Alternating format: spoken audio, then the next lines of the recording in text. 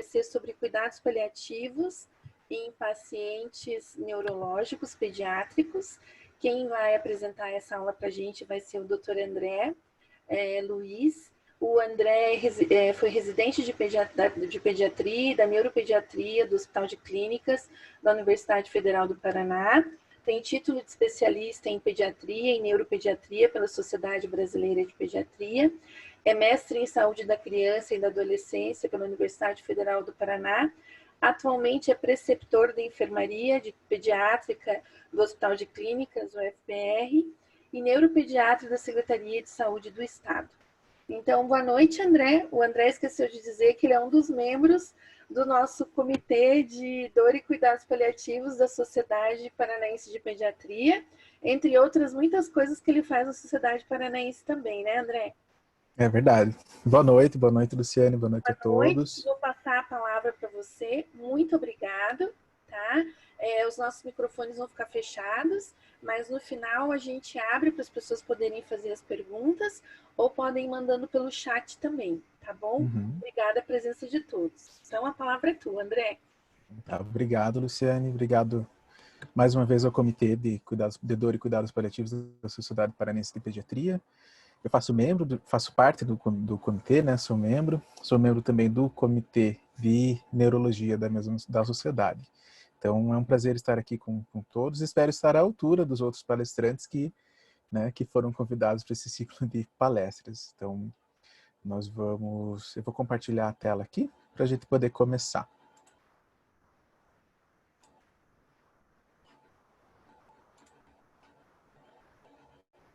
Deu certo, né? Ok.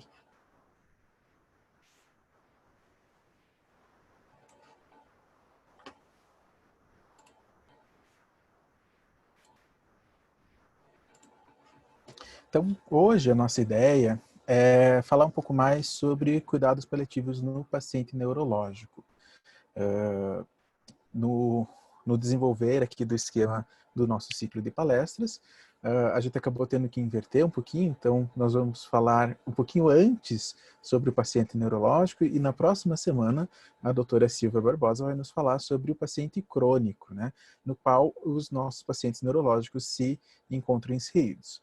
Por conta disso, eu trouxe algumas ideias sobre pacientes crônicos também, para a gente poder ter um embasamento um pouquinho melhor a respeito disso, tá? A ideia, então, hoje é falar um pouco sobre isso. Fico muito feliz, muito contente de ter visto aqui na plateia vários neuropediatras, né? É um tema muito importante para todos nós, né? Nossos pacientes crônicos, temos muitos e precisamos ter uma abordagem, né, mais paliativa em cima deles, né? Então é importante para todos nós, não só para o pediatra, mas para o neuropediatra e para todo mundo que está aqui hoje. Então nós vamos começar falando um pouquinho desse antagonismo que nós acabamos vendo para a indicação do que é o cuidado paliativo, né, e do tratamento curativo. Nós, de muito antigamente, né, nós tínhamos sempre a ideia de que eram tratamentos antagônicos, eram cuidados que eram antagônicos, cuidados que iam em linhas diferentes. E nos últimos anos nós vimos que isso foi se alterando, esse conceito. Então é importante, né, que nós tenhamos em mente que a indicação do cuidado paliativo ela mudou. O próprio cuidado paliativo, as orientações, elas são um pouco diferentes para nós. Quando a gente fala com o pessoal da neuropediatria sobre a indicação de cuidado paliativo para a criança, para o encefalopata, muitas pessoas vêm com aquela ideia anterior de que o cuidado paliativo era para o paciente terminal, né? Então a gente tem essa ideia ainda muito arraigada dentro da sociedade médica.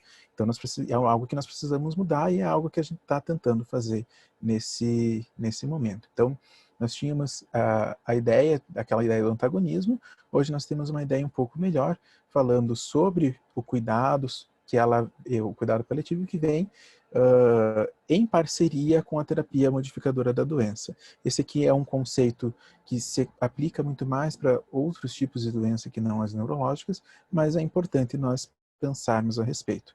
E aí, trazendo essa ideia que até a doutora Simone nos trouxe na última semana, de como que isso deve ser. Então, nós passávamos dessa ideia aqui, em que nós tínhamos um tratamento curativo, passando diretamente para um cuidado paliativo, em que você não teria mais a possibilidade de cura, o momento da morte e o momento do luto. Isso passou para uma ideia de complementação do cuidado paliativo e do tratamento curativo, né? E hoje nós temos esse outro conceito aqui. Por quê? Porque o conceito de luto, ele é mais contínuo nas nossas crianças.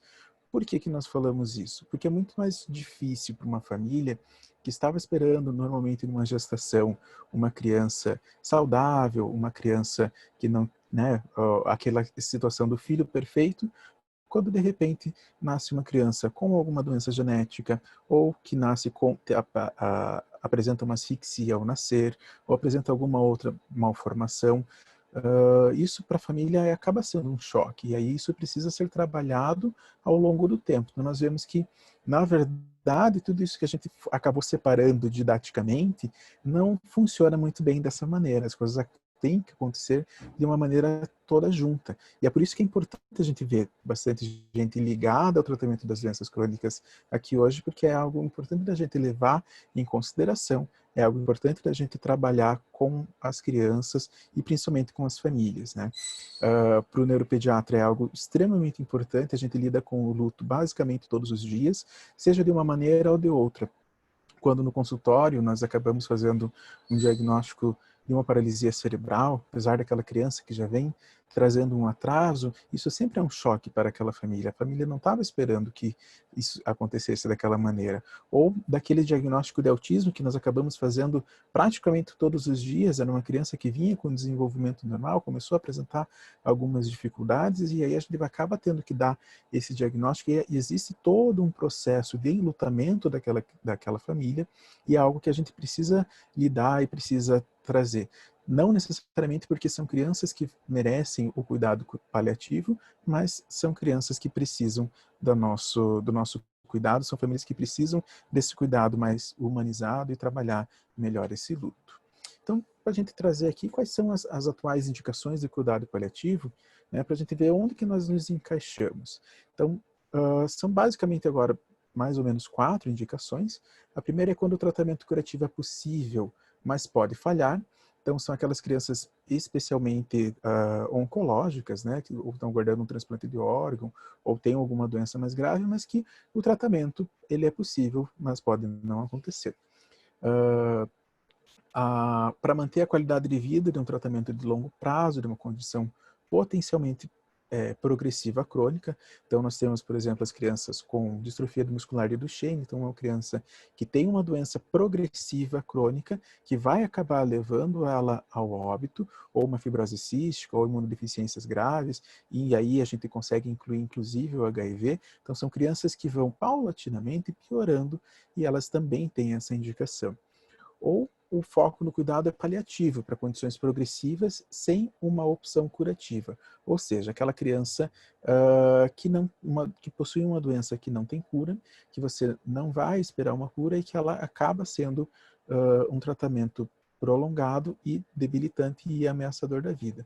Por exemplo, uma criança com a trissomia do 13, ou trissomia do 18, né, uma criança com osteogênese imperfeita. Por quê? Porque elas são doenças, são enfermidades ameaçadoras da vida, são enfermidades progressivas, e aí não se encaixa nas outras situações. E também crianças que têm condições irreversíveis, não progressivas, com extrema vulnerabilidade a complicações de saúde. E aqui nós vemos as nossas crianças, os nossos encefalopatas crônicos. Aquelas crianças que nascem com malformações congênitas, malformações cerebrais, ou aquelas crianças que sofrem uma hipóxia ao nascimento e vão evoluir com uma paralisia cerebral grave, uma deficiência intelectual, vão acabar sendo cadeirantes. Então, nós acabamos vendo, exceto nesse primeiro caso aqui, a maioria dos pacientes são neurológicos. Então é importante que o neuropediatra esteja atento para isso, porque é algo que nós lidamos todos os dias, né? São pacientes que a gente vê, seja no consultório, seja no ambulatório, né? Nós acabamos lidando com esses pacientes todos os dias, e nós precisamos ter esse cuidado em especial com eles. Ou seja, além do câncer, que normalmente quando a gente fala em paliativo, naquela outra visão, a gente acaba pensando nas crianças com problemas oncológicos. Mas existem outras enfermidades que a criança que é portadora se beneficiaria de um acompanhamento especialmente ambulatorial. Aproximadamente 80% das crianças atendidas por equipes de cuidado paliativo têm algum distúrbio congênito, genético ou neuromuscular. E cerca de 1/3 delas, né, 1/3 de todas as crianças têm algum tipo de doença neurológica grave. Então, é uma das maiores indicações de cuidado paliativo, são as crianças são os encefalopatas crônicos. Então, é importante para nós, enquanto neuropediatras, termos isso em mente e levarmos isso adiante, porque é algo importante. E aí a gente tem que falar daquela situação que nem toda, apesar de as crianças terem essa indicação, eu posso não ser um paliativista, né? E continuar trabalhando com o cuidado paliativo e ter aquela ação paliativista. Então, essa ação, ela não depende necessariamente e exclusivamente daquela pessoa que seja especialista no cuidado paliativo. Eu, enquanto na minha prática diária, eu posso aproveitar esses ensinamentos, aproveitar essa especialidade, digamos assim, e implantar algumas dessas ações para conseguir tratar a criança com mais respeito, com mais dignidade e dar o conforto à família. Então, a indicação é importante para a gente ter isso em mente também.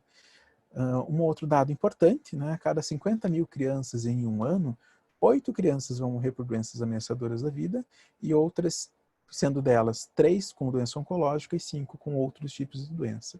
E a cada 50 mil crianças, cerca de 60 a 80 vão sofrer de alguma doença limitadora da vida e dessas, 30 a 40 vão precisar de cuidados paliativos especializados. O que isso quer dizer? Isso aqui nos mostra o quão importante é para nós termos esse cuidado paliativo e quão é importante para outras especialidades, que não a oncologia pediátrica, que isso seja debatido, isso seja levado à frente. E é por isso que a Sociedade Paranaense de Pediatria trouxe a gente aqui, a parte da neurologia, e daqui a 2 semanas a neonatologia, porque são outras especialidades que precisam levar adiante essa bandeira do cuidado paliativo. E como é que a gente consegue colocar em prática essa situação, né, o cuidado paliativo? Existe toda uma série de maneiras de implementar isso. A primeira delas é a difusão de conceitos. É algo que nós estamos tentando fazer aqui. A princípio, fazer uma difusão de conceitos para que as pessoas conheçam melhor, tenham um conhecimento a respeito do assunto e possam fazer essa difusão. A segunda parte é a capacitação dos profissionais. Então, nós precisamos de profissionais capacitados, seja diretamente com a especialização em cuidados paliativos, seja através de formação mais ligada na sua área, mas ligada a esse cuidado. Nós precisamos também fazer a sensibilização de gestores, né, para depois pensar na implementação dos programas e dos grupos. No Brasil, a gente sabe que a maioria dos locais para cuidados paliativos pediátricos ainda estão engatinhando nessa situação, nessa parte aqui, né? Muitos estão nessa parte aqui e em vários lugares ainda a gente está na difusão de conceitos. Então é algo para trabalhar um trabalho multifrentes, né? A gente precisa ir trabalhando cada momento em um local e aí um trabalho de formiguinha para que a gente consiga mudar essa lógica. E aí, falando em sensibilização de gestores, é importante que a gente tenha em mente algumas situações. A doutora Simone trouxe na semana passada e é importante a gente traga novamente, né, que crianças que a gente trata com cuidado paliativo são aquelas crianças com condições crônicas complexas, especialmente na neuropediatria. Então, são aquelas crianças que possuem uma condição crônica, seja suspeita, seja diagnosticada. Muitas vezes a gente não tem um diagnóstico etiológico para as crianças, nós temos os nossos diagnósticos sindrômicos. São crianças que possuem necessidades especiais, são crianças que fazem uma utilização importante e seriada dos serviços de saúde, né? E são crianças que possuem limitações funcionais. Por que é importante nós definirmos isso enquanto nosso público-alvo de ação, né? Quais são as nossas crianças com quais a gente vai trabalhar? Porque isso tem um impacto financeiro importante, e aí que entra a situação da sensibilização do gestor. né? São crianças que, apesar de serem um número pequeno, se nós formos comparar com o restante da população, né? Então, se nós formos olhar aqui, 1% das crianças possuem essa condição, mas elas são capazes de usar 30% de todos os recursos de saúde. Isso nos Estados Unidos, né, que tem uma situação um pouco diferenciada. Ou 55% dos cursos com as crianças internadas. O que isso quer dizer?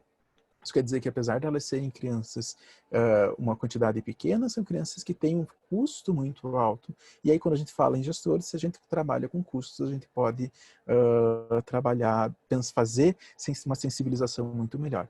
O que isso quer dizer? Isso quer dizer que é importante que a gente tenha em mente que, trabalhando paliativamente nessas crianças, a gente consegue fazer uma prevenção de uma série de outras situações, que é o que a gente vai tentar trazer aqui hoje para vocês.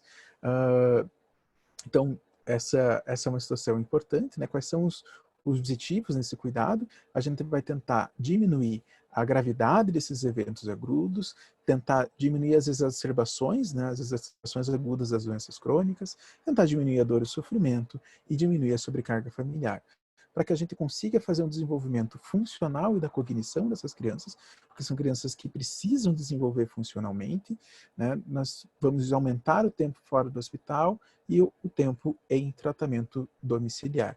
Então, isso é uma situação que é importante para a gente ter em mente, que esse é o nosso objetivo desse cuidado e é algo para a gente tentar sensibilizar o gestor. Para que serve esse cuidado paliativo ambulatorial? O que a gente vai objetivar nesse cuidado da criança? Nós vamos tentar fazer um controle dos sintomas, nós vamos tentar tratar a evolução da doença, cuidar dessa evolução da doença, nós vamos principalmente melhorar a qualidade de vida, seja da criança, seja da família, e nós vamos ver daqui a pouco por que a gente consegue melhorar isso. Nós vamos fazer um planejamento de eventos, porque a maioria dessas doenças, apesar de serem doenças crônicas, elas possuem uma história natural já bastante conhecida, nós já sabemos o que pode acontecer e o que irá acontecer, qual é o destino que essas crianças vão ter, então a gente precisa planejar e precisa ser bem claro com as famílias a respeito disso, então a gente precisa que as famílias conheçam os eventos a que elas estão elas poderão ser submetidas. Nós vamos fazer prevenção e cuidar em pequenos detalhes, porque é isso que faz a grande diferença na vida das famílias. Nós vamos fazer esse acompanhamento da família e da criança. Então, é isso que é importante para a gente fazer, pensando principalmente nas crianças, nos encefalopatas crônicos. E aí, para colocar em prática aquilo que a gente colocou, é sempre um grande desafio. A gente não sabe quando um evento com esse risco vai acontecer, então ele pode acontecer para qualquer criança, isso é algo que a gente acaba comentando com as mães, né? Às vezes as mães não querem submeter a um certo procedimento que vai trazer um conforto, porque eles dizem, agora ele está bem, ele está super bem, por que eu preciso fazer isso agora? Mas a gente tem que orientar que isso pode acontecer de vir uma complicação no próximo mês, ou no próximo ano, ou na próxima semana. E aí a gente não sabe quando isso vai acontecer. E a gente tem que ser bem sincero e claro com as mães a respeito disso. A gente tem que lembrar que isso não diminui nem a esperança, não diminui a esperança nem aumenta o sofrimento. Então é algo para a gente colocar. A gente reduz a intervenção invasiva fútil, ameniza essa dualidade que a família tem, porque é uma situação bastante complicada das crianças, dos familiares dos encefalopatas, pois eles são os seus filhos, né? Eles têm muito amor àquela criança, mas isso é um fardo importante, né?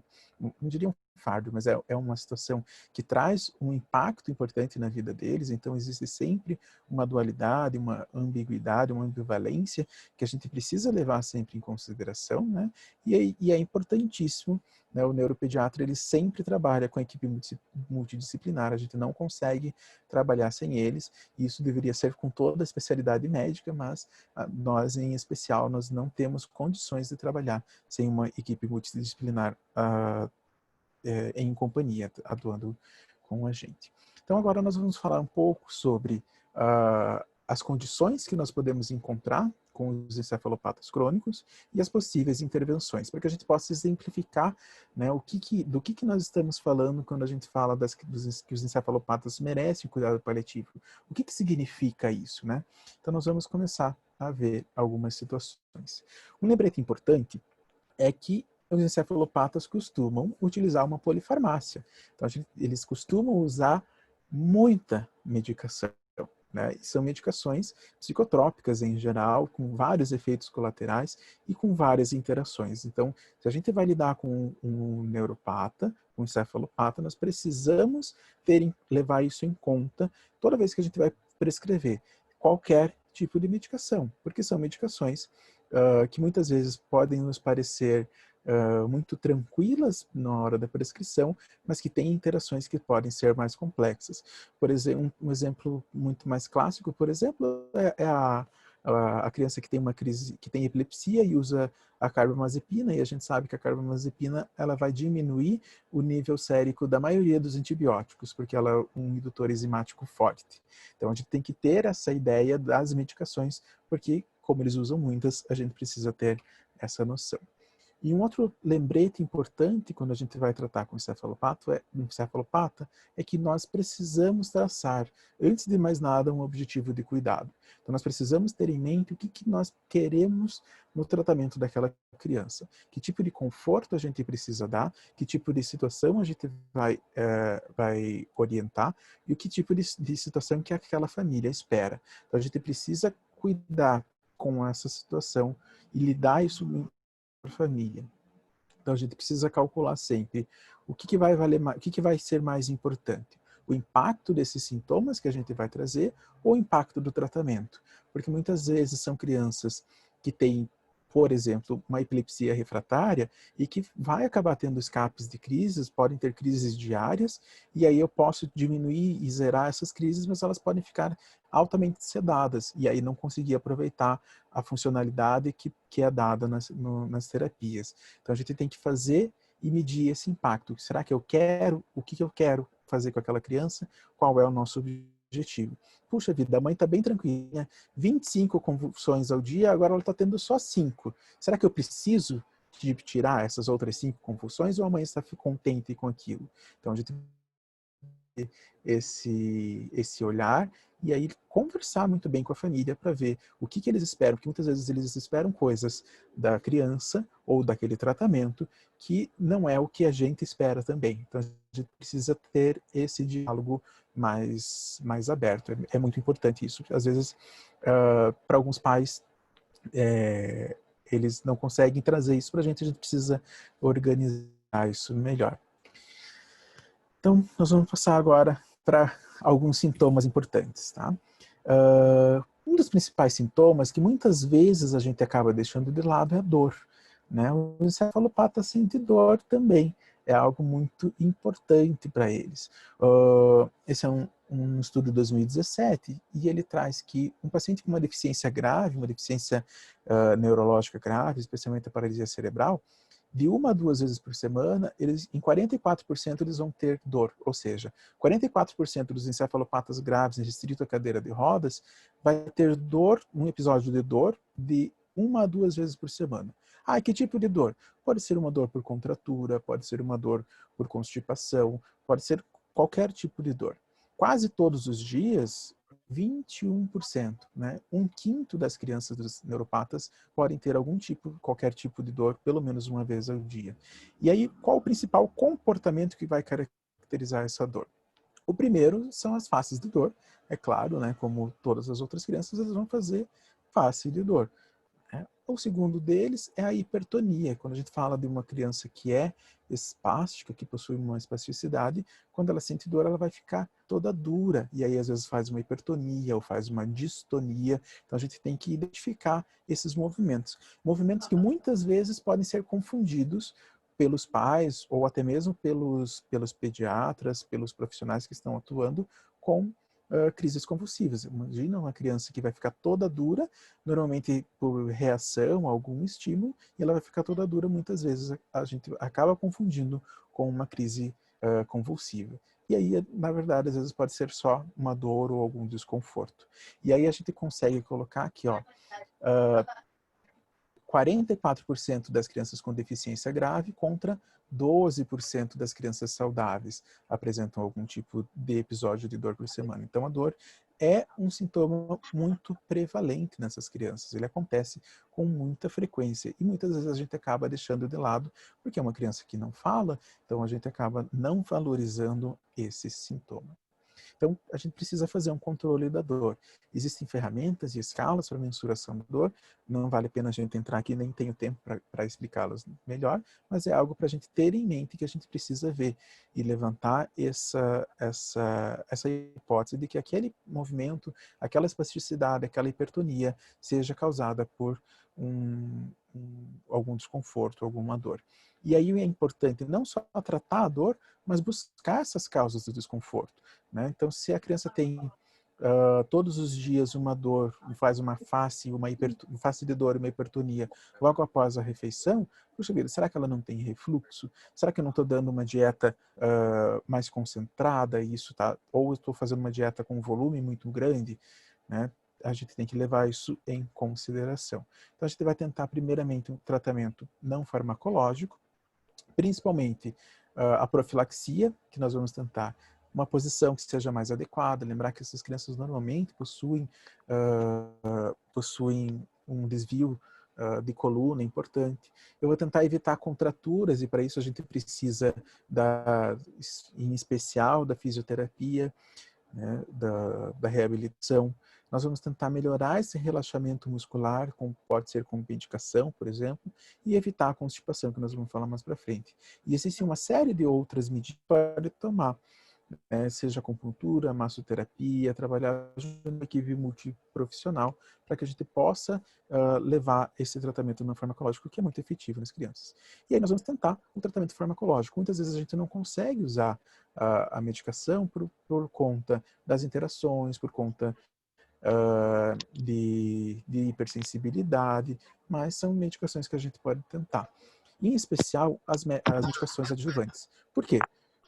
Porque se a gente pensa que o principal problema é a hipertonia, eu posso tentar um benzodiazepínico, que vai funcionar como relaxante muscular, né, ou um próprio relaxante muscular para fazer um baclofeno, né, para tentar fazer uma diminuição dessa contratura, e muitas vezes anticonvulsivantes também servem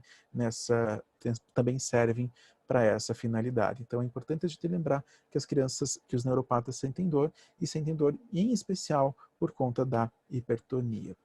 Falando em hipertonia, né, uma outra coisa que a gente tem que levar em consideração é a espasticidade. A espasticidade é um aumento do tônus muscular, que é velocidade dependente. Então, aquela criança que tem uma hipertonia e o aumento desse tônus, ele aumenta a velocidade do exercício ou do movimento. Então, aquela criança que a gente acaba puxando o braço com mais força, né, puxando o membro, e ele, conforme a velocidade que a gente imprime, essa hipertonia aumenta.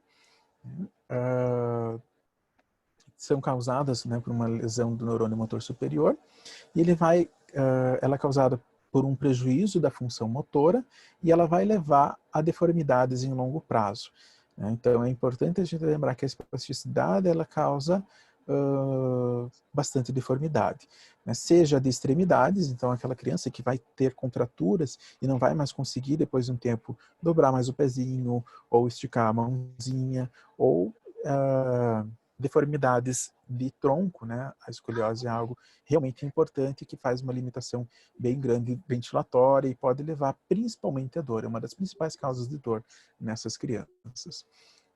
E qual que é o tratamento? O primeiro de todos é a prevenção, é tentar a reabilitação, fazer os relaxamentos e fazer a fisioterapia para que isso possa ajudar essas crianças. E aí existem outras situações medicamentosas muito mais específicas para tentar trazer um alívio para as crianças, seja um benzodiazepínico, seja uma medicação, um relaxante muscular, como o baclofeno, a tizanidina.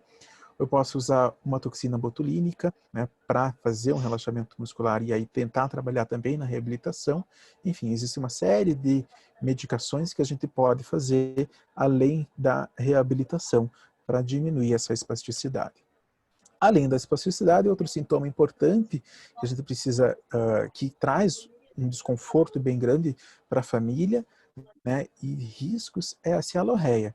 A cialorreia não neuropata, ela pode ser tanto por uma produção aumentada, né, da saliva, aumentada em que situações, e em especial por conta de efeito medicamentoso. Então, nós na neuro usamos muitas medicações cujo efeito adverso é aumentar a secreção, seja a secreção oral, seja a secreção pulmonar, seja o benzodiazepínico, são dos que mais fazem, os relaxantes musculares, como o baclofeno, são medicações que aumentam e muito a produção. E aí nós temos aquelas crianças que ficam com a celorreia importante, e eu vou ter também por conta da função orofacial. São crianças que não conseguem manter a boca fechada ou não têm uma boa deglutição, a saliva vai acumular e vai cair. O problema da saliva acumular ou da saliva aumentada é que normalmente são crianças que têm disfagia associada e podem fazer microaspirações, né, aspirações constantes que vão levar a uma pneumopatia crônica. Então, o tratamento da celorreia ele não é apenas a parte externa, a gente também tem que pensar que essa saliva vai para outros lugares também. O tratamento que a gente faz, a reabilitação oral é o principal, né? Uma vez que um dos principais motivos é a diminuição da função, a gente precisa fazer uma reabilitação, mas a gente sabe que nem todas as crianças, nem todo neuropata tem uma capacidade boa para fazer essa reabilitação. Muitas vezes não consegue e continua com essa celorreia. E aí nós vamos lançar mão de uma série de medicações de outras situações para diminuir essa celorreia. Desde a iosina, que nós podemos fazer, né? A iosina, né, o Buscopan, seja o PET, seja via oral, a atropina, que nós usamos o colírio, nós podemos fazer ele via oral também. Então, a maioria das medicações que a gente usa são medicações anticolinérgicas. Por quê? Porque a celorreia ela tem um efeito, ela é um efeito parasimpático. Então a gente acaba usando medicações anticolinérgicas para tentar segurar um pouquinho. Existe também o tratamento cirúrgico, né? Você pode fazer tanto a ligadura dos ductos salivares, mas você pode também diminuir a chance de uma broncoaspiração, fazendo uma desconexão laringotraqueal, por exemplo, que nós vamos falar mais para frente. Além desses, nós temos também uma situação muito importante para o neuropata, que é a desnutrição. Se nós formos olhar, a questão nutricional é uma questão muito emotiva para nós latinos, né, para a maioria das pessoas, mas para nós latinos em especial. Por quê? Porque a gente vem sempre daquela ideia, né, aquele estereótipo, na verdade, aquele arquétipo materno, de que a função materna, em especial, ela tem a ver com a nutrição. Então, se a mãe não consegue fazer a alimentação via oral, ela sente que está falhando. Então, é uma questão muito emotiva, traz para a mãe uma ideia de falha, principalmente. Então, a gente precisa sempre salientar que a criança que não consegue se alimentar não é porque os pais não estão dando comida. Isso é importante tanto para nós, enquanto equipe, porque nós temos muitas pessoas que fazem esse julgamento, quanto para as próprias famílias que trazem essa ideia, né? E aí nós temos que lembrar que isso tem relação com os fatores da evolução natural das doenças e da comorbidade. Nós vamos ver daqui a pouquinho. Então, é importante nós levarmos em consideração que os encefalopatas, eles têm uma dificuldade em ganho de peso e crescimento. Então, aquele padrão que nós temos das crianças rígidas ou típicas, ele não acontece, né, nas crianças, por dois motivos. O primeiro deles é que especialmente a criança que tem uma espasticidade ou que tem uma movimentação, ela tem uma perda calórica importante, né? Então, imagine a criança com uma espasticidade, aquele músculo está contraído 24 horas por dia. Então, aquela musculatura está contraída 24 horas por dia, é como se ele estivesse fazendo um exercício isométrico 24 horas por dia. Então, ele tem um gasto calórico importante. Ou a criança que tem uma distonia ou uma coreia, ela vai fazer um gasto porque ela não consegue ficar parada. Então, ela vai gastar muito mais energias. E aí, se nós pensarmos que a criança normalmente tem um problema de deglutição, associado a isso, nós vamos ter naquela balança uma criança que acaba sendo desnutrida com baixos depósitos de gordura. Existe uma série de curvas diferentes de crescimento, né, porque a gente sabe que a criança com paralisia cerebral, por exemplo, ela não vai ter um crescimento pondero-estatural igual das crianças típicas. E aí é importante nós levarmos em consideração que as crianças neuropatas, né, especialmente com paralisia cerebral com uma função motora ruim, eles vão ter uma disfagia importante, né? A disfagia, ela acompanha normalmente a paralisia cerebral. E aí nessas crianças a aspiração é a causa muito importante de doença pulmonar aguda e crônica. Então é importante nós lembrarmos que a criança encefalopata tem essa situação. Num estudo com mais de 1.500 crianças com paralisia cerebral, eles viram que 3/4 dos pacientes com paralisia cerebral têm baixo peso, mesmo considerando as curvas adaptadas para a paralisia cerebral. Então, a questão da desnutrição é algo extremamente importante nessa população, nessa nossa população, e que muitas vezes a gente acaba nem dando muita bola. A gente diz, o PCzinho ele é mais magrinho mesmo, né? E aí a gente acaba não levando isso em consideração e é importante para que a gente possa fazer. A gente precisa dar, então, para essas crianças um suporte nutricional. Então, sempre que possível, a gente vai tentar uma suplementação oral. Então, eu posso tentar com melhorar a alimentação. Então, eu preciso, mais uma vez, da nossa colega da nutrição, para que a gente possa trabalhar melhor, fazendo uma suplementação, seja com alimentos mesmo, seja com suplementos, né, já preparações prontas. E aí eu vou precisar pensar muitas vezes na nutrição enteral, né? Vou precisar em situações que eu vou precisar tratar de outra maneira. Quando que eu vou pensar em tubos de alimentação, por exemplo? Quando eu tenho um trato digestivo que funciona parcialmente, quando eu tenho uma ingestão inadequada ou que não está atendendo às necessidades do paciente, quando eu tenho uma disfunção significativa da alimentação e da deglutição, ou quando eu tenho uma desnutrição grave. Ou seja, né, isso aqui é a maioria das crianças com encefalopatia grave, elas vão ter essas 4 indicações. O que é importante da gente pensar? Que eu posso usar aqueles tubos substituíveis, as famosas sondas.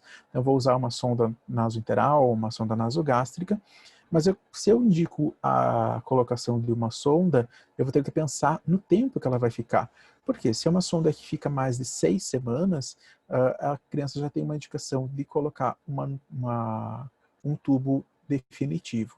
Então, se eu vou ficar com a criança com uma sonda nasointeral ou nasogástrica por mais de 6 semanas, e a gente sabe que uma boa parte dos nossos pacientes vão ficar com isso por bastante tempo, eu preciso indicar uma gastrostomia ou uma enterostomia. Então é importante a gente pensar já nisso numa indicação precoce, não preciso ficar esperando. Coloca a sonda, depois tira, daí coloca de novo no próximo internamento, depois eu tiro. Então eu tenho que pensar na gastrostomia, né, na sonda cirúrgica de maneira mais precoce, é algo que a gente peca muito, justamente porque a gente tem uma dificuldade importante da família aceitar e de nós mesmos aceitarmos, né? A gente acha que colocar uma sonda de gastrostomia é um fracasso, né? Nós mesmos pensamos dessa maneira e quem dirá as mães? As mães pensam enormemente que isso é uma grande dificuldade.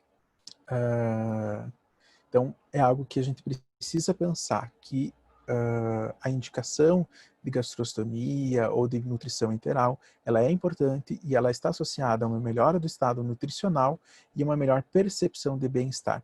E por que isso aqui é importante? Porque eu não trouxe aqui o estudo, mas tem um estudo que mostra que uma criança com encefalopatia grave, a família, a mãe, demora, em média, de 6 a 8 horas por dia no processo de alimentação, sem contar o processo de preparação do alimento. Então, imagina você passar 6 horas por dia tentando alimentar a criança. São 6 horas com a colher, tentando ali, vamos fazer a criança comer.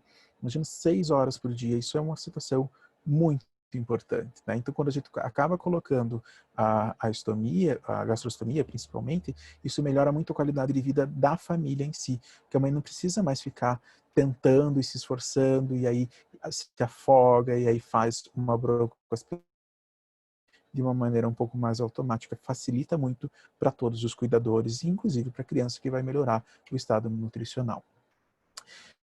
Paralisia cerebral, existe uma situação aqui que é importante, por isso que a gente fala em prevenção, né? Toda vez que a criança interna por alguma intercorrência, seja uma pneumonia, seja um estado de mal convulsivo, né, por qualquer intercorrência, ela vai fazer essa curva de inflexão. O que isso significa? Que ela vem, né, normalmente é uma doença, a gente fala que é uma doença não progressiva, mas a gente sabe que ela vai progressivamente piorando o estado da criança, e aí nesse momento em que ela tem um problema agudo de saúde, essa condição da criança ela vai decair. E aí, quando ela decai, eu vou passar desse ponto aqui para este ponto aqui. Então, são crianças que, em geral, por exemplo, quando se alimenta viol, com uma disfasia leve, depois vai acabar saindo com uma disfagia mais grave. Uma criança que é desnutrida pode sair do internamento desnutrida. Então, crianças que têm crise convulsiva controlada, a gente sabe que quando tem um quadro infeccioso, vai descontrolar. Ou uma criança que tem poucas exacerbações respiratórias, a hora que interna, faz 2, 3 broncoaspirações durante aquele internamento por outros motivos. Ou seja, a gente acaba tendo uma criança que antes do internamento, antes de uma situação, ela vai acabar piorando outros sistemas. E é importante a gente ter isso em mente e levar em consideração, porque a nossa ideia é tentar prevenir que esse tipo de coisa aconteça, e é disso que nós estamos falando aqui hoje. Outro problema importante nas crianças nos encefalopatas é a constipação. Por que a constipação? Por que isso é importante? Porque o hábito intestinal está ligado diretamente ao nosso hábito de exercício físico, ao nosso hábito alimentar. Então, se é uma criança que não tem um hábito alimentar muito bom, e normalmente os neuropatas não têm um hábito alimentar muito bom, porque eles têm dificuldade importante, eles não vão conseguir ter um hábito intestinal também muito bom. E se a gente sabe muito bem que a nossa atividade diária, ela influencia muito no trânsito intestinal, aquela criança que é acamada, o posicionamento dela e a falta de exercício também vão levar a essa constipação. Sem falar naquelas crianças que tiveram uma hipóxia, né, que é uma das principais causas da encefalopatia crônica. Uma criança que teve hipóxia, a hipóxia não é apenas cerebral, não tem neurônio apenas no cérebro, o neurônio tem no intestino também. Então é importante que aqueles neurônios acabam se perdendo também, e elas vão ter uma desmotilidade causada por aquela hipóxia também. Então é importante a gente levar isso em consideração. E aí existe uma série de medidas. Eu coloquei aqui preventivas, né? Para a gente tomar. O óleo mineral não nas crianças nos encefalopatas graves, pelo amor de Deus, a gente não pode usar, mas em algumas crianças a gente acaba utilizando que não tenham esse risco de broncoaspiração. Mas a gente pode usar a lactulose, a gente pode pensar no polietileno glicol, e para desimpactação é importante a gente pensar no enema, é algo que a gente pode levar em consideração. Essas crianças normalmente têm secreções importantes do trato respiratório superior, né? Elas têm dificuldade em tossir ou dificuldade em engolir, apesar de serem reflexos, né? A gente tem uma grande dificuldade para isso. Então a gente pode ter que usar broncodilatadores, a gente pode principalmente fazer aspiração intermitente, é algo muito comum das mães aprenderem a fazer em casa, não só daquelas crianças que estão em home care, mas eles acabam aprendendo a fazer mesmo, dando um jeitinho de fazer em casa. Pensar no posicionamento, que é importante para diminuir o risco de broncoaspiração, e a drenagem também a gente precisa pensar, seja na criança internada, seja naquela criança que está em casa. E aí uma outra situação importante que a gente muitas vezes acaba esquecendo, que é a derivação ou desvio traqueoesofágico com separação laringotraqueal, ou a famosa desconexão laringotraqueal. Por que é importante? Porque são crianças as crianças com doenças crônicas graves, que fazem várias microaspirações ao dia, a gente tem que tentar evitar isso ao máximo. E uma das principais maneiras para fazer isso é fazer essa desconexão. Só que o caso tem que ser avaliado individualmente. Eu não posso pensar, basicamente, é um cefalopata crônico, ele vai ser imediatamente mandado para essa cirurgia. Até porque é uma cirurgia que é extremamente mutilante, né, pensando, né, medicamente, ela é uma cirurgia de médio porte, mas que tem um status importante de mutilação, e que tem um sinal muito importante para os pais. Os pais têm uma dificuldade em aceitar. Por quê? Né?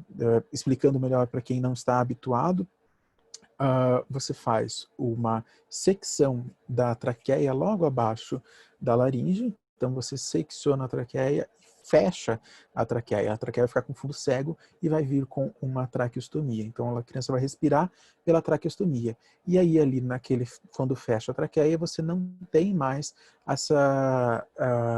você não tem mais a possibilidade de que haja microaspirações, porque a traqueia está fechada, mas a criança continua conseguindo deglutir aquela saliva ou deglutir o alimento, já sem o risco para broncoaspiração. Isso é um benefício. Muitas vezes as mães conseguem nutrir melhor as crianças, muitas vezes as mães conseguem, então, a criança consegue ganhar melhor o peso e ela consegue manter uma nutrição, basicamente, via oral, pelo menos para algumas coisas ela tem essa capacidade. E a respiração vai ficar toda pela traqueostomia. Qual que é a grande dificuldade, e aí onde os pais normalmente têm uma dificuldade de aceitar, e aí é o que a gente tem que pesar individualmente, é que a gente acaba com a possibilidade da criança de falar. Então o aparelho fonatório, ele vai se perder no meio do caminho. É uma cirurgia reversível. É reversível, mas a gente sabe que nenhuma cirurgia é totalmente reversível, não é bem assim que as coisas acontecem.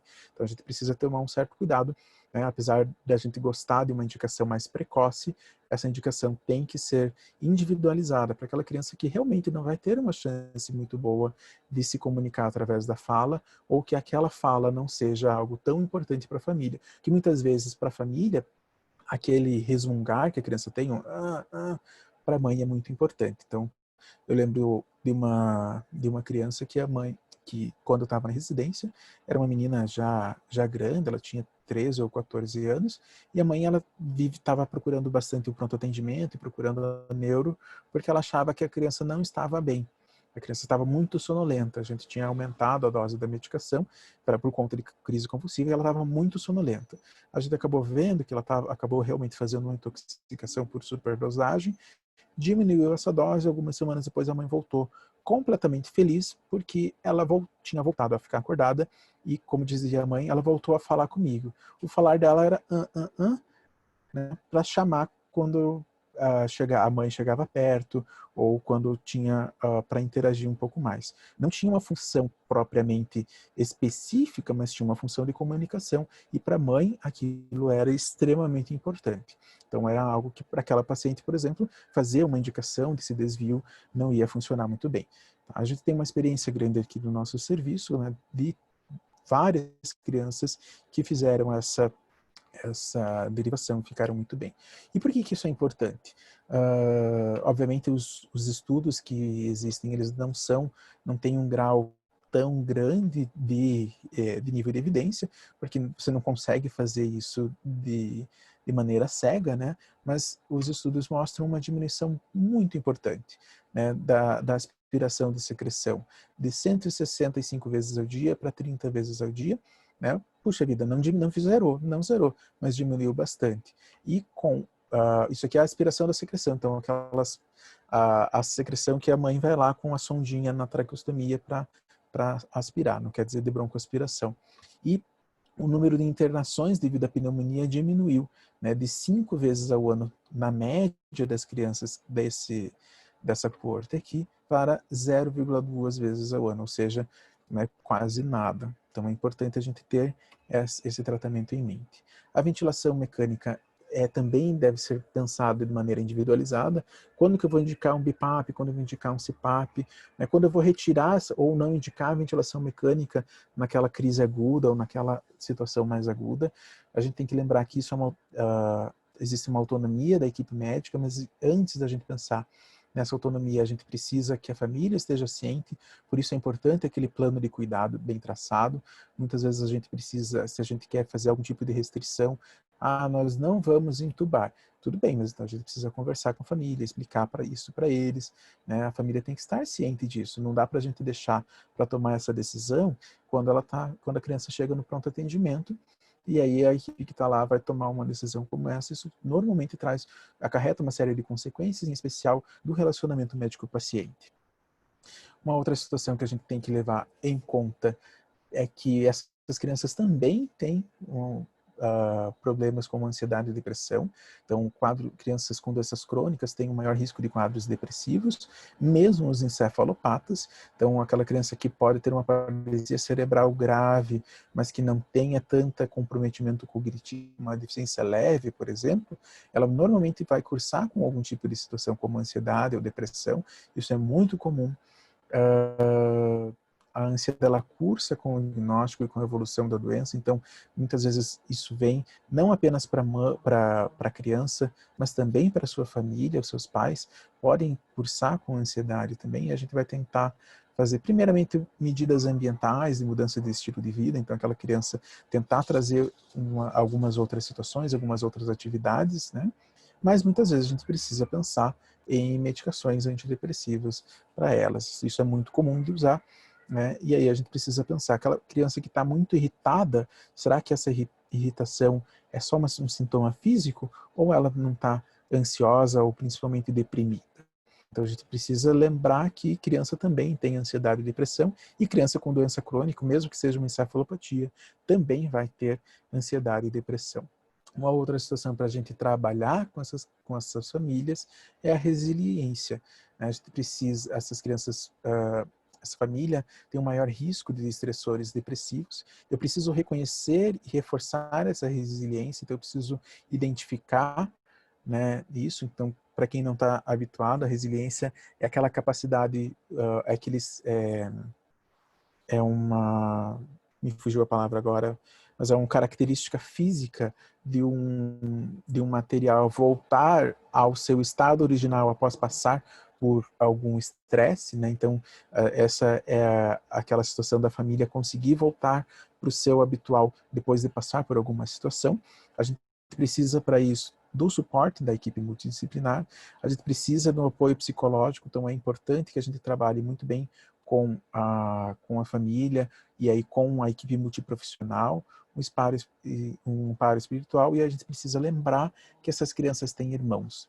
Então são crianças, são esses nossos encefalopatas, eles vivem por muito tempo, né? Eles vivem por bastante tempo, na verdade, e aí os irmãos deles acabam sendo um pouco deixados de lado, a família cuida muito daquela criança, e aí a criação dos outros irmãos pode ficar um pouco, eles podem se sentir abandonados, então é algo para a gente lembrar de acontecer. Por exemplo, uma criança que vem, um encefalopata que interna frequentemente e que passa semanas internado, quem que ficou com os irmãos? Se o pai ou a mãe tem que ficar internado com o doente. Os irmãos deles ficaram com quem? Será que é um impacto para eles? Então a gente precisa lembrar disso com frequência, né? E é um impacto que vai acontecendo, não é um impacto tão agudo, mas ele pode acontecer e se diluir ao longo da vida da criança. E aí eu trago de novo essa figura aqui para a gente pensar, para a gente pensar, né? Principalmente porque a gente precisa lembrar dessa parte aqui, né? Então a gente sempre precisa reacessar o plano de cuidado. Por quê? Porque o cuidado ele é horizontal. Esse cuidado ele vai acontecer a todo momento. A toda consulta eu tenho que lembrar qual é o plano de cuidado que eu tenho com essa criança, né? Ou cada visita que eu vou passar nela, eu tenho que lembrar disso. Por quê? Porque muitas vezes acontece do que a gente está propondo fugir um pouco do nosso plano de cuidado. E aí normalmente a gente sente ai, isso aqui é melhor para essa criança, né? Então, porque foge disso. Então, eu preciso sempre reacessar, seja enquanto equipe equipe médica e equipe multiprofissional, porque às vezes a gente vem uma ideia e a gente vai pensar, vamos tentar tal coisa. Puxa vida, será que isso aqui não é muito invasivo? Será que isso aqui está de acordo com o que eu quero fazer para aquela criança? Então, eu preciso reacessar. E eu preciso reacessar com a família, porque o plano cuidado pode mudar. Então, às vezes eu tenho uma criança que não está numa fase final de vida, e que a gente tem um determinado plano de cuidado, mas ela começa a internar, começa a piorar, e eu preciso mudar esse plano de cuidado. E aí eu vou tentar abordar se limitação de suporte, puxa vida, será que eu vou reanimar se ele acabar parando? Ou então, será que eu vou entubar essa criança se ela tiver evoluir mal? Né? O que eu vou fazer? E aí a gente vai ter que reacessar frequentemente de acordo com o estágio da doença que a criança se encontre. E de acordo com o estágio da família também, né? Se a família está preparada, se a gente consegue oferecer esse preparo para eles também. E é importante a gente manter um diálogo franco Então, eu tenho que explicar para a família em que situação que a criança está, mas eu tenho que ser sensível, encorajador e confortador. Por Porque não adianta eu chegar para uma criança com 6 meses de vida, onde eu vou fazer um diagnóstico de uma paralisia cerebral, e falar para a mãe, olha, ela não vai caminhar, né? Olha, ela não vai falar. Isso aqui é ser franco? É ser franco, mas não é ser sensível, nem encorajador, nem confortador. Então eu tenho que cuidar com essas situações também, porque eu preciso cuidar com o que a gente vai falar para a família. Até porque crianças pequenas a gente não consegue prever. Né? Então, se eu tenho uma criança de 1 ano com uma paralisia cerebral, por mais que seja uma paralisia tetraespástica, eu não sei se essa criança vai conseguir andar. Né? Eu posso dar algumas possibilidades e explicar isso para os familiares, mas eu não sei se isso vai acontecer. Então, eu não consigo tirar totalmente a esperança. Da mesma maneira, quando às vezes a gente sabe que às vezes a gente acaba falando algumas coisas assim para ver se... E aí isso gera. Então, eu preciso trazer isso sempre e reacessar e sempre tentar pensar melhor nesse prognóstico. E aí por isso eu coloquei que a gente precisa oferecer uma reflexão para a família e para a equipe, sobre o momento da doença, em que momento que essa criança está, será que ela está lá no início do diagnóstico, ou será que ela já está mais avançado? Será que a funcionalidade dela está se perdendo ou ela tem uma boa funcionalidade? E aí eu preciso ir trabalhando continuamente esse luto, porque lembra que a gente colocou que o luto começa aqui, no momento do diagnóstico. Então, aquela família estava esperando uma criança perfeita e veio uma criança com uma deficiência, veio uma criança com uma paralisia cerebral, veio uma criança que vai precisar de muito apoio, de muito auxílio. E aí eu tenho esse luto desde esse momento e eu preciso ir sempre trabalhando, porque muitas vezes para nós parece fácil, né? A gente olha uma criança com paralisia cerebral, a gente pensa, puxa vida, vai internar com uma pneumonia. Ah, não, vai morrer por causa de uma pneumonia. A gente tem essa ideia, mas a família não sabe disso. A família não tem essa ideia. Então a gente precisa continuamente acessar o que a família está compreendendo, acessar o que a família está percebendo, porque eles vão percebendo. Às vezes eles não falam para a gente, mas muitas vezes eles vão percebendo. A gente teve recentemente na enfermaria do hospital uma família que foi assim. Nós achamos que eles não estavam entendendo, a gente estava buscando um tratamento e tal, e que eles não estavam entendendo a situação da criança. E aí, a hora que nós sentamos para conversar, a primeira coisa que a mãe falou para nós foi: doutor, eu não quero que reanime, eu não quero que vá para a UTI, e se ele morrer, a gente quer que ele morra com conforto. E para nós, aquilo, nós estávamos pensando, nossa, essa mãe não vai aceitar, e para nós aquilo foi surpreendente. A mãe já tinha ido atrás, a mãe já conhecia, a mãe já sabia. Ela não tocava nesse assunto todo momento, porque aquilo era realmente muito doloroso para ela.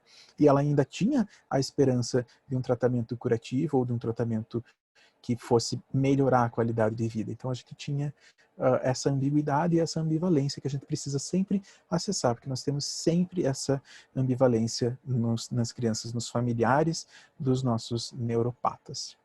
Então isso é algo importante. E era isso que eu tinha para trazer para vocês hoje. Agradeço muito a atenção de todos e a gente fica para perguntas e para o debate que a gente vai fazer agora.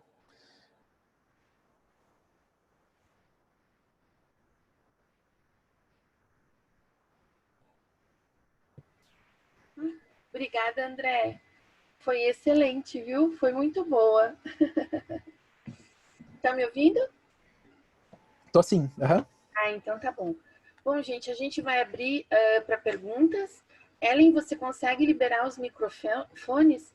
Eu queria fazer 2 considerações que eu anotei aqui, André. Uhum. A primeira foi em relação à dieta dessas crianças. Na minha vivência, o que eu Uhum. vejo é que muitos paralisia cerebral que vão crescendo, em muitas situações eles começam a ter dor por osteopenia, né? Porque é uma dieta super pobre e que às vezes a gente não tem um aporte suficiente. Então, em muitas situações eu já tive que mandar paciente para endócrino para fazer ciclo de pamidronato, e aí a gente consegue fortalecer e refazer matriz óssea e diminuir o sofrimento dessas crianças, né? E a Uhum. outra questão é que a gente não pode esquecer que eles também estão crescendo, né? E que Uhum. a gente vê muito dor por luxação de quadril, muita dor pelo crescimento, pelas escolioses que eles desenvolvem, né? E, então, é muito importante a gente olhar para essa criança como um todo e lembrar ela que, embora ela seja um neuropata, ela vai ter outras comorbidades que vêm da própria doença dela e que não, a gente não vai cuidar menos dela, né? Porque a gente tem que pensar nesse todo, né? Uhum. E a outra coisa que eu notei aqui foi quando você falou sobre a questão do diálogo franco. Eu acho isso excelente, mas eu acho assim que a gente, enquanto médico de crônicos, né, nem ele paliativista, a gente tem que lembrar que esse diálogo tem que ser feito e refeito o tempo todo, né? E que assim, ao mesmo tempo que a gente não pode tirar a esperança, a gente também tem que tentar, dentro do possível, não criar as falsas ilusões, né? Que é o que a gente vive muito hoje na nossa sociedade, a questão assim de achar que o medicamento tal vai fazer um milagre, que às vezes os pais não conseguem entender que aquele não é mais o momento que a criança pode se beneficiar, né? Entender que a neuroplasticidade é muito individual e que cada um tem uma evolução. Então não é porque o fulaninho tem paralisia cerebral e falou que o seu também vai falar, ou o contrário, né? Então eu acho que é muito importante que a gente tenha muito claro isso, que começa lá no bebezinho da neonatal, que geralmente esses pacientes já vêm de lá, seja porque são pacientes neurológicos por prematuridade extrema, por sangramento, seja o que for, ou por uma síndrome, e eles vão passando. Então, eu acho que o ideal seria assim que a gente conseguisse que desde o neonatologista ou do perinatologista, quando faz um diagnóstico intraútero, que a gente fosse trabalhando com essas famílias, né? Que o pediatra tivesse essa formação, que todos os especialistas tivessem essa formação, tanto para não fugir deles, porque infelizmente é uma realidade. A gente sabe que tem colegas que fogem, que não querem atender, né? Ou às vezes atendem de uma maneira assim, e não estou julgando, eu acho que isso é uma coisa que é pela dificuldade mesmo, porque não é fácil ver o sofrimento deles e dessas famílias, né? Para a gente poder ir preparando, porque eles vivem muito tempo, eles não são crianças que não têm. Então a gente precisa dar uma qualidade, mas uma qualidade dentro daquilo que é possível, que não seja tão desgastante para eles e para a família, mas tem que tentar organizar tudo isso aí. Porque o que eu percebo assim é que nós, infelizmente, somos totalmente desencontrados. Um fala uma coisa, o outro fala outra coisa, né? E isso vai fazer uma bagunça na cabeça das famílias e eles vão escolhendo e vão pegando aquilo que é mais conveniente a eles, né? Então, eu acho que isso é uma coisa assim que em algum momento a gente vai ter que começar a trabalhar em Brasil em grupo multissistêmico mesmo, onde os médicos conversam, ou não adianta a gente, né, quando esse paciente vai para a UTI, não é porque ele é PC que eu vou deixar ele morrer, o quanto essa mãe sabe dessa doença, o quanto ela compreende, né? Eu posso, ela está preparada para isso, ela não está. Então, acho que tem vários fatores assim, né? Que a gente tem que pensar muito, porque a gente não tem essa cadeia. Então, eu fico sempre muito temerosa, assim, porque eu vejo assim, em famílias parece que a gente cria falsas esperanças e tem umas que não têm esperança nenhuma, porque já falaram tanto, já desistiram tanto da criança, que às vezes é muito complicado, né? Era isso que eu queria dizer. Mas parabéns, foi ótimo.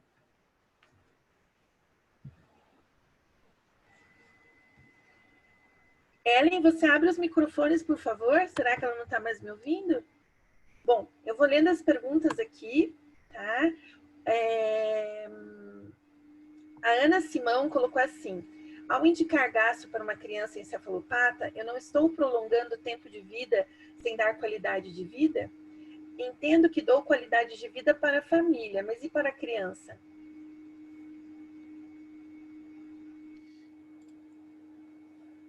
É uma pergunta importante, né? Eu acho que logo na sequência ali, a Luziane respondeu, né? E respondeu de uma maneira bem, bem importante, na verdade, né? De maneira bem completa. Vai depender de que momento que essa criança está, né? E a gente tem que lembrar que os encefalopatas, eles têm doenças crônicas e eles vão viver muito tempo, né, para alguns padrões. Se a gente for pensar, eles vão ver 10, 15, 20, 30 anos, né? E aí eu não posso pensar que vou prolongar a vida dele por estar fazendo uma coisa mais invasiva e fazendo uma nutrição mais invasiva.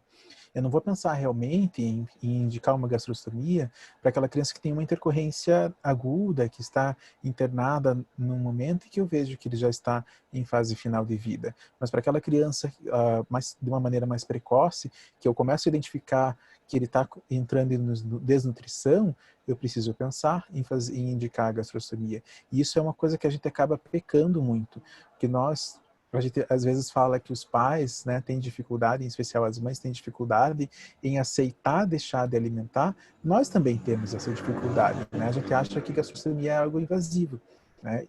E se a gente for olhar a grande maioria dos trabalhos americanos e vários europeus colocam que os neuropatas eles saem já da UTI neonatal com a gastrostomia.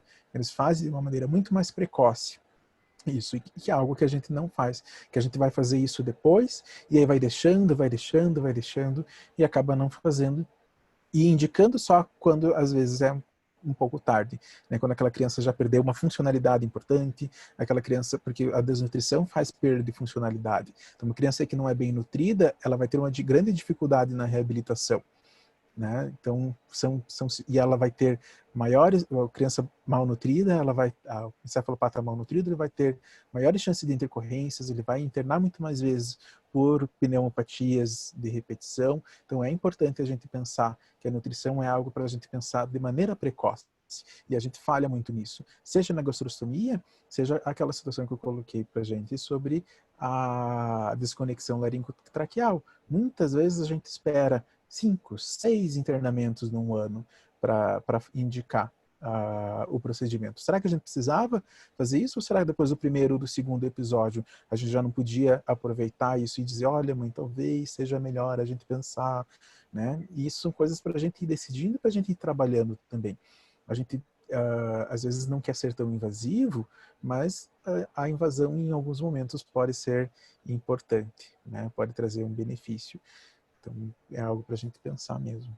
E a outra coisa é que quando a gastrostomia é indicada precocemente, às vezes você consegue trabalhar essa criança, se ela estiver bem nutrida e tiver condições para depois vir a se alimentar. Em muitos casos são retiradas essas gastrostomias. Uhum. Então, eu acho que essa é a realidade que nós não temos vivência, né? Então, eu acho que isso falta muito, assim. Então, tem muitas crianças que, às vezes, principalmente sindrômicos, né?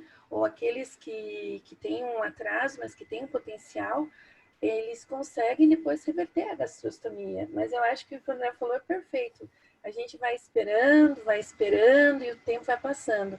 Então, quando essas crianças estão muito desnutridas, né? É que, às vezes, é indicado e aí, às vezes, é muito complicado a gente conseguir explicar isso para uma mãe, né, para um pai, porque eles já ouviram muitas vezes que não tinha indicação, né? Gente, os microfones estão abertos. Quem quiser fazer pergunta, por favor, só abrir e perguntar, viu? Boa noite, Lu. Boa noite, André. Oi, André. Boa noite. André, parabéns pela sua fala, muito esclarecedora. Obrigado, Dr. Paris. Gostaria que você só fizesse um comentário que nós lidamos muito com situações de paralisias cerebrais, de pacientes afetados por paralisia cerebral e tem um nível muito significativo de escoliose. Uhum. E muitas vezes nós indicamos a abordagem cirúrgica para essa escoliose no sentido de aliviar a dor. Mas o que nós observamos que muitas vezes assim há algumas indicações nessas cirurgias em pacientes que estão muito comprometidos. E às vezes essa cirurgia tem um pós-operatório muito complexo. Uhum. Então eu gostaria que você fizesse assim algum comentário na sua experiência, assim, se nós não estaríamos sendo um nível de indicação muito estamos sendo muito indicadores de cirurgia de escoliose, assim, nesses pacientes muito comprometidos. Esse é o primeiro ponto. E E o segundo é qual que tem sido a sua experiência com esses pacientes muito comprometidos num pós-operatório mais tardio, se você observou realmente assim que houve um ganho significativo naquela dor crônica ou naquele paciente que o tempo todo acamado. A escoliose é uma situação difícil, né, doutor? Porque normalmente a indicação cirúrgica ela é já em casos mais graves e casos mais avançados. Né? Ela tem uma indicação por dor, mas ela tem uma indicação também principalmente por restrição, né? Restrição ventilatória, que é algo que é o mais importante. Então, é uma situação que a gente tem que pesar muito realmente se vale, o que vale a pena, se vale a pena na mesma indicação, se não vale. O que eu vi de experiência é que é muito individual. Para algumas crianças melhorou muito, né? Melhorou muito a ventilação, melhorou muito as crises de dor, mas para outras crianças o pós-operatório foi pior do que ter continuado com a escoliose, até porque em muitos casos a escoliose não se resolve muito bem, né? A eficiência do tratamento cirúrgico não é tão boa também. Então, é muito variável, né, de criança para criança. Eu acho que tem que ser uma indicação muito bem pensada e individualizada. É difícil da gente dizer. Então, de experiência, tem as duas situações. Não tem nenhuma que seja mais prevalente. Algumas que acabam melhorando muito, né, e aí a gente pensa, opa, valeu a pena. Mas para outras, não traz um benefício tão claro assim. E aí o pós-operatório foi complicado. Então, depende muito de cada criança. E essa indicação não deveria ser multidisciplinar do que uma decisão isolada do ortopedista? Isso eu tenho que concordar muito, né? A gente precisa, não só nós médicos, mas a gente precisa da equipe multiprofissional, né? A fisioterapia em especial, né? Tanto da parte ventilatória quanto da parte motora, e que muitas vezes isso não é levado em consideração. Então, posso aproveitar claro, e fazer um comentário? Claro. Parabéns, André, pela tua apresentação. E eu queria falar de um caso, aproveitando aqui que a gente está falando de escoliose e de cirurgia de coluna. Eu dialisei no HC, para quem não me conhece, sou nefropediatra, eu trabalho no HC e no PP. E eu dialisei um menino com paralisia cerebral no HC há alguns anos atrás, e era um menino que tinha acho que 9 ou 10 anos, que tinha internado com uma pneumonia grave, com uma insuficiência renal aguda, né, obviamente, e era um paciente do Pequeno Príncipe. Então, ele tinha gastro, ele tinha várias cirurgias ortopédicas, ele era acompanhado por uma equipe multidisciplinar. E quando foi feita uma tomografia no HC, ele praticamente não tinha nenhum parênquima cerebral. Só tinha água. Mas, naquele momento, assim, era um paciente que nunca tinha sido abordado um tratamento paliativo, era um paciente que estava pela primeira vez em outro serviço, então eu nem questionei. Eu dialisei porque eu achei que não era nem justo com aquela família abordar naquele momento esse assunto. Eis que esse paciente voltou para mim. Eu acompanhei por um tempo, ainda por um sódio alto, ele não recuperou a função renal toda, mas está se encaminhando do jeitinho dele ali. Mas ele voltou para mim com uma solicitação do ortopedista para liberar para uma artrodese de coluna, a ser realizada em 2022.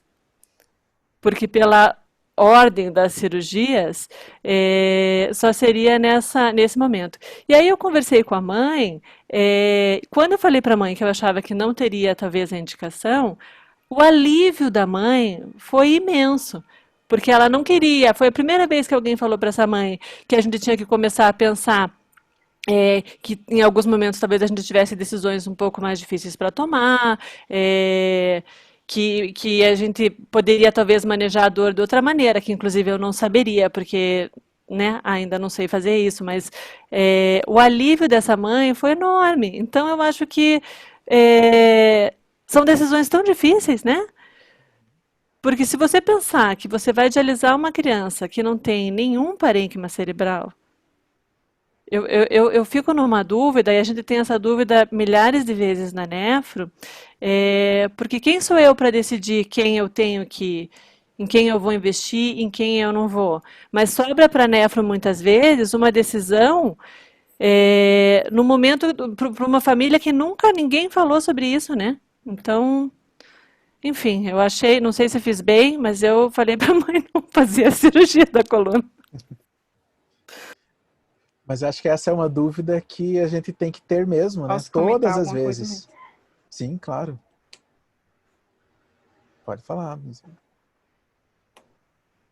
Eu sou Luziane, deixa eu me apresentar, sou de Recife, sou cirurgiã pediátrica do IMIP. E, assim, a gente tem muita gente lá fazendo cursos e fazendo cuidados paliativos, mas a gente ainda não tem uma equipe de cuidados paliativos.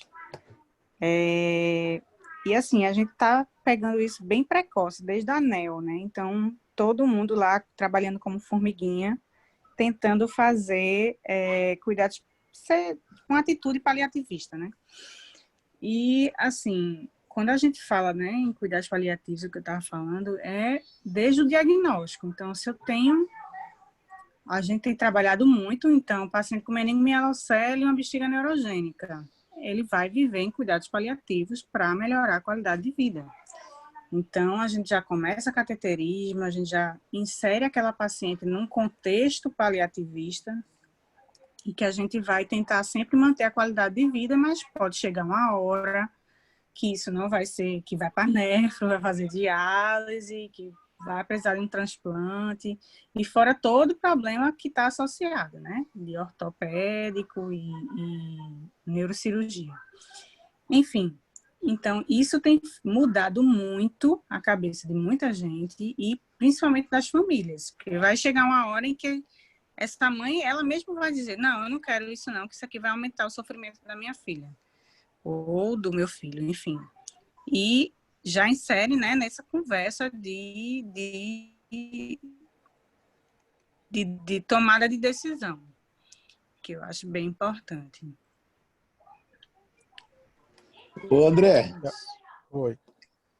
eu acho que esse ponto eu acho que é um ponto crucial, certo? Assim, porque eu estou muito feliz de estar observando a sua fala, a sua aula, porque realmente assim nós sempre abordamos a paralisia cerebral com muito tato na hora de conversar com as famílias. E você foi muito feliz numa fala aí que você falou assim, qual que é a linha entre ser um vendedor de esperança e ser um assassino de esperanças, né? Porque isso às vezes é uma linha tênue, sabe, André? Uhum. Às vezes você colocar para uma família assim, desde o começo, olha, aqui, essa é uma criança, como diz a Mariana aí, que ela citou uma criança que era basicamente hidranencéfala. Uhum. Então, talvez o erro dessa criança foi não ter sido sincero ao ponto, lá na fase inicial, que ela era uma criança com indicação precoce de cuidados paliativos. Entende? Assim, começar a evitar com essa criança a tal das medidas heróicas, da superexposição a exames que não vai mudar em nada a vida e a qualidade de vida da criança. Perde-se tempo enorme com investigações, e às vezes não se investe no paliativismo, na reabilitação para melhorar a qualidade de vida. Então, assim, às vezes ficamos correndo atrás de uma série de situações. Claro, nós somos médicos, temos que investigar.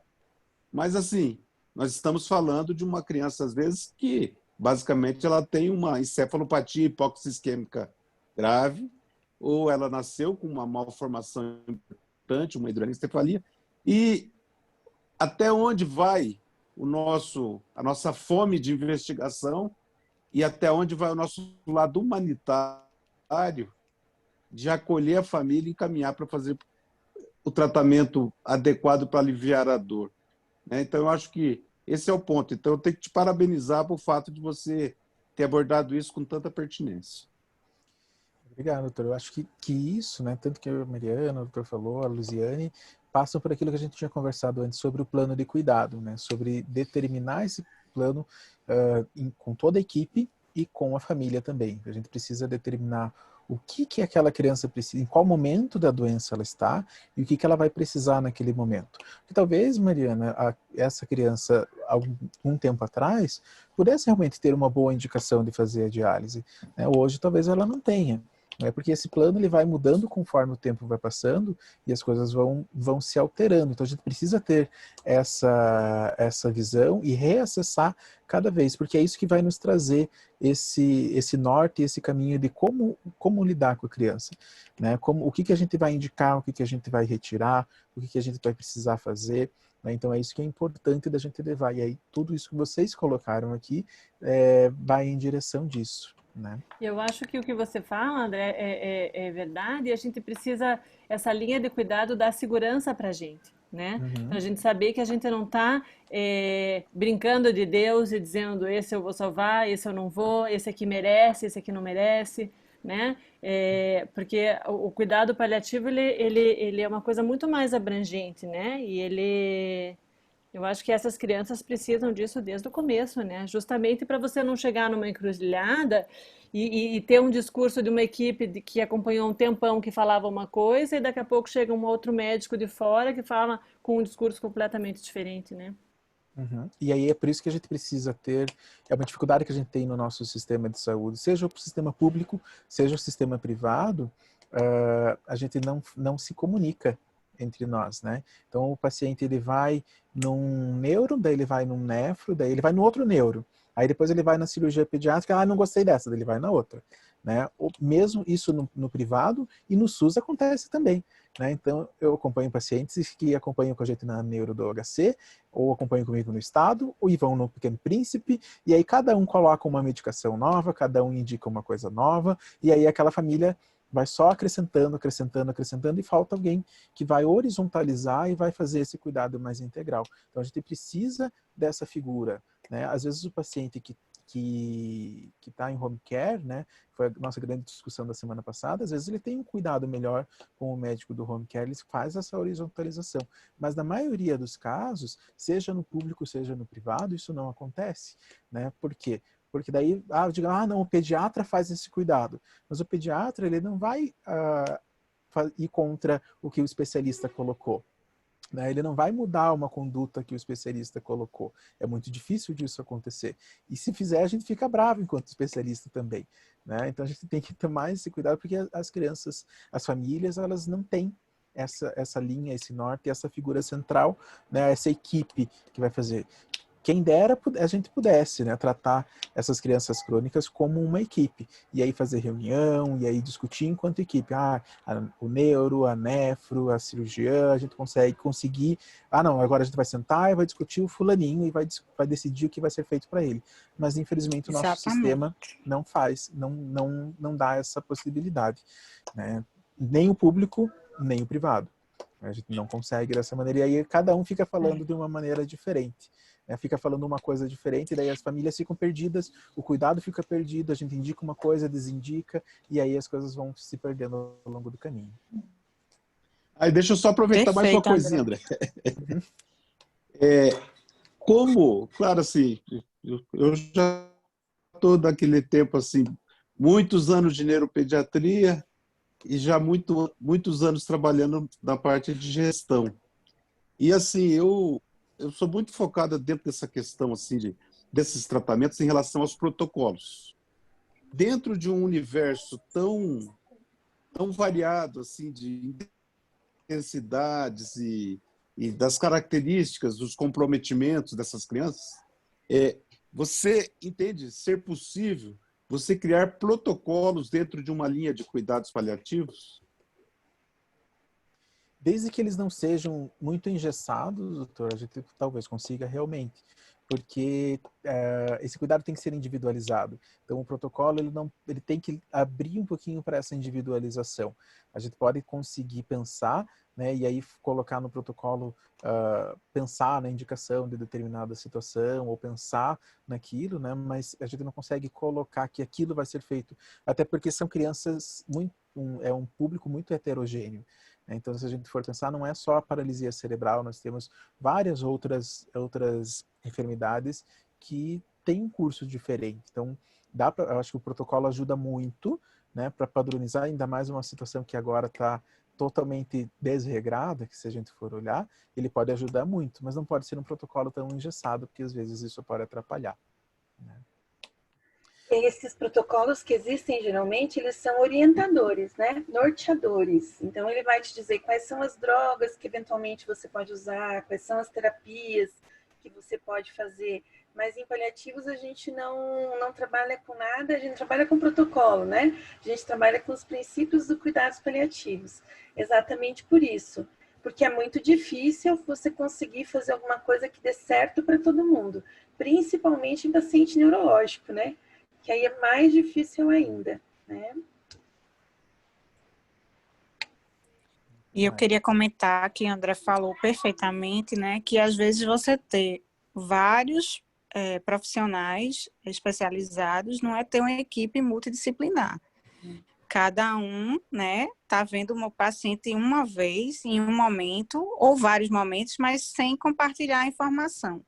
Isso dificulta muito, realmente. Você vê que tem gente que realmente está ali na linha do pensamento do plano terapêutico, que tem gente que está totalmente fora dali. Então, eu acho que ter realmente esse plano ajuda bastante. Semana passada, eu recebi um paciente de home care numa urgência, com um diagnóstico de pancreatite grave, por usar o topiramato. E aí, na mesma hora, eu disse: quem é seu médico assistente? E aí eu liguei para a pessoa e falei: qual o plano terapêutico dessa paciente? Até onde a gente vai chegar, até onde a gente não vai, porque eu estou vendo ela a primeira vez aqui na urgência. Então, isso é importantíssimo a gente saber para poder até ter a mesma linha. O que é que até onde a família está sabendo que a gente tem que ir, como é que é essa família, para poder a gente abordar tudo, né? Verdade.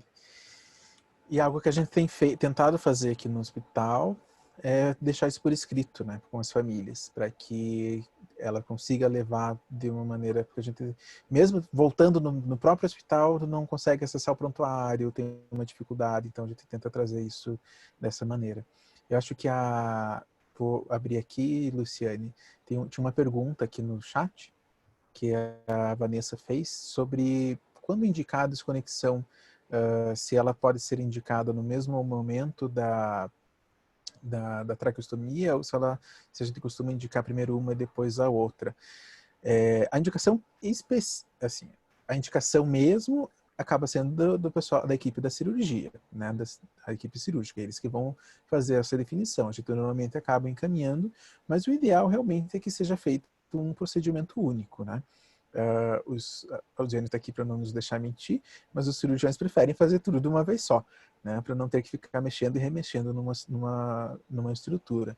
Mas a gente prefere isso, a gente tenta abordar isso com as famílias, mas às vezes a família não quer, né, porque, como eu falei, é uma situação que às vezes eles acham que é muito pesado. E muitas vezes a gente explicando que tem um malefício e um benefício, eles acabam aceitando melhor. Né? Se a gente explicar: olha, não vai mais falar, a gente vai perder a habilidade de falar. Mas se a gente explicar: olha, não vai mais falar, mas vai poder comer, sem se preocupar com a broncoaspiração, isso faz um equilíbrio e eles normalmente gostam muito disso. Né? Então é algo que a gente tenta fazer de maneira conjunta. Mais alguém? Algum comentário, alguma pergunta?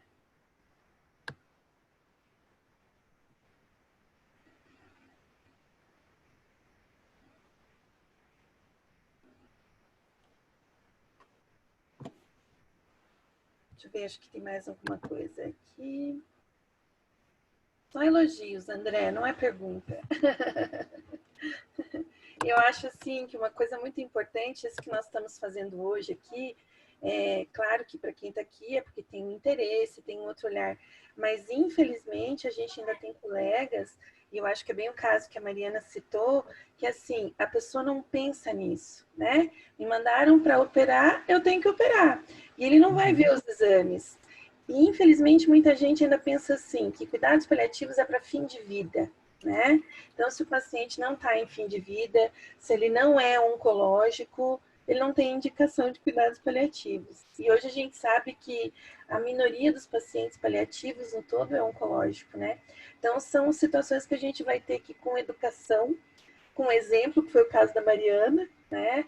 Conversando com as famílias, conversando com os colegas, de repente vendo novas abordagens, vão mudando algumas coisas, vai acendendo uma luzinha lá, opa, nunca vi fazer isso, né? E eu acho que é um caminho árduo. Eu discordo de você quando diz que a gente está engatinhando, né? Porque eu já te disse que a gente está se arrastando, a gente chegou na fase de engatinhar ainda, porque a gente tem muito trabalho, né? Tem muito trabalho e a ideia das pessoas ainda sobre paliativos em pediatria é muito pequena, assim, né? Mas eu acho que é trabalho de formiguinha, né? Vamos indo. Deixa eu só acrescentar aqui que naquele caso que eu estava contando, eu conversei com o ortopedista, que inclusive eu gosto muito. E na hora que eu expus a tomografia, ele concordou 100% que não tinha indicação. Mas Então é exatamente o que você disse. Isso. Né? Alguém encaminhou e eu vivi uma situação, me mandaram um paciente que ia para uma cirurgia de lábio leporino, né? Aí, quando a criança entrou no consultório, eu falei, meu Deus, era uma hidroanencéfala, assim. Aí, eu perguntei para a mãe se ela entendia da doença dela, tudo o que estava acontecendo, qual era a situação neurológica dela. Aí a mãe disse assim, que ela só tem água na cabeça, né? Daí você entende que ela não tem muito cérebro, né? A mãe entendeu. Aí eu fui falar com o cirurgião me disse assim, mas a mãe quer fazer cirurgia. Então, é isso que eu vejo, assim, a falta de preparo. Ainda bem, Mariana, que no teu caso, era uma outra situação, entende? Mas é bem isso, assim, a gente vai na confiança do colega e os cirurgiões pediátricos, os ortopedistas, os otorrinos têm muito disso, né? O clínico mandou, eu vou fazer, né? Exatamente. Mas é conversa e é exemplo, e eu acho que já foi bem melhor do que era, né? Devagar a gente vai mudando algumas situações. Mais alguém, gente? Para a gente encerrar.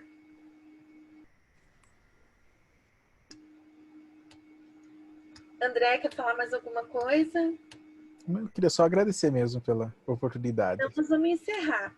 Queria agradecer muito a presença de todos, já deixar o convite que na semana que vem a gente vai ter a palestra no dia 20, na terça-feira, sobre cuidados paliativos em pacientes não oncológicos. Quem tem indicação? Essa aula vai ser com a Silvia Barbosa, tá? E contamos com a presença de vocês. E no dia 27, a gente tem a aula de UTI neonatal, quando indicar cuidados paliativos, com a Gislaine Neto, que está por aí também, que também faz parte da nossa comissão de cuidados paliativos. Então, obrigada. Uma salva de palmas aí para o André, foi ótimo. E aí, na semana que vem, nos encontramos de novo. Obrigada, gente. Tchau, tchau. Obrigado, Parabéns, André. Parabéns, Tchau, Luciane. parabéns, André, Lu. Beijo para gente. todos. Grande iniciativa, Lu. Parabéns. Beijos.